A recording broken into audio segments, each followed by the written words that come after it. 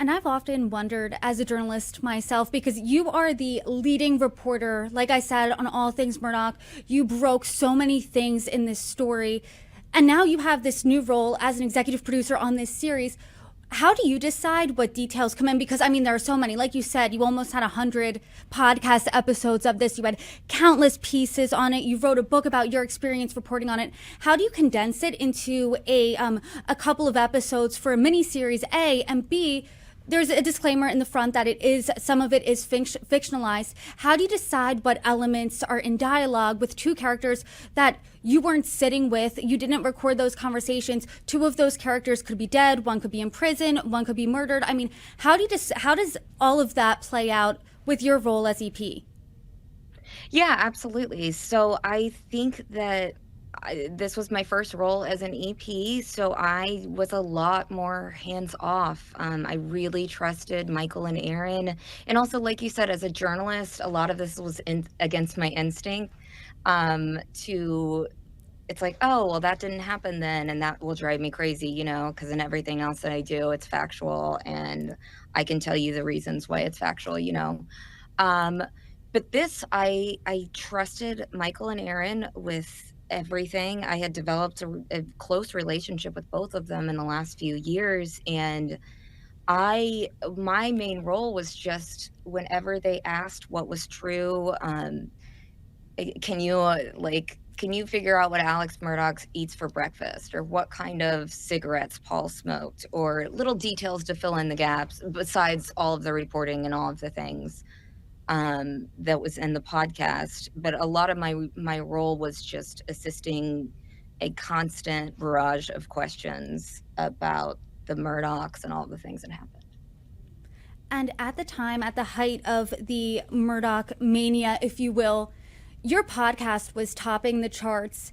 You got into the Murdaugh's head so much. I mean, their attorney was mentioning you in the jailhouse recordings. Alec Murdaugh and Buster were mentioning you. So you saw yourself in this story in real life. Now, in this version, in this series, rather, you're seeing yourself portrayed by Brittany Snow, which is just incredible. I mean, she's an iconic actress for our generation, everything from John Tucker Must Die and on.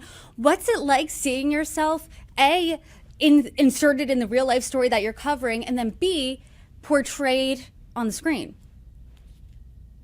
Well, I'll be honest, I was terrified at first when I found out that they were going to have a Mandy character to begin with. When the whole thing started, I was like, Michael and Aaron, do what you want. If you don't have to have a Mandy, I just want the show to be good. If you want like a composite journalist character, that's great. Um, but when I figured out that there was a Mandy, I was like, I got a ton. Side note, I received a ton of online harassment when my podcast got really big. I had a lot of people threatening me and harassing me and constantly just insulting me on the internet and saying horrible things about me. So because of that, I was really scared to kind of be in the spotlight again, and really scared to have a big role in the story. But like you said, at the end of the day, I did have a big role in the story, and I figured out how to be proud about it. And I figured out that, like, Brittany and I, the first time that we met, we were like, we want to inspire young female journalists to do the same thing that I did.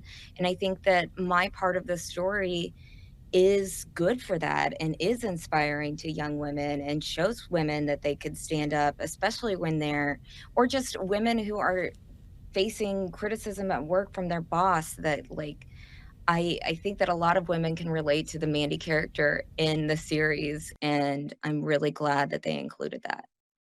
And it's flattering. Brittany is like the coolest person ever in the whole world, and I still can't believe yeah, she's amazing. She keeps saying in interviews that we're friends, and I believe that we're friends, but, like, I also can't believe that we're friends because I think that she's an incredible person. And I've been watching her, like you said, since John Tucker Must Die.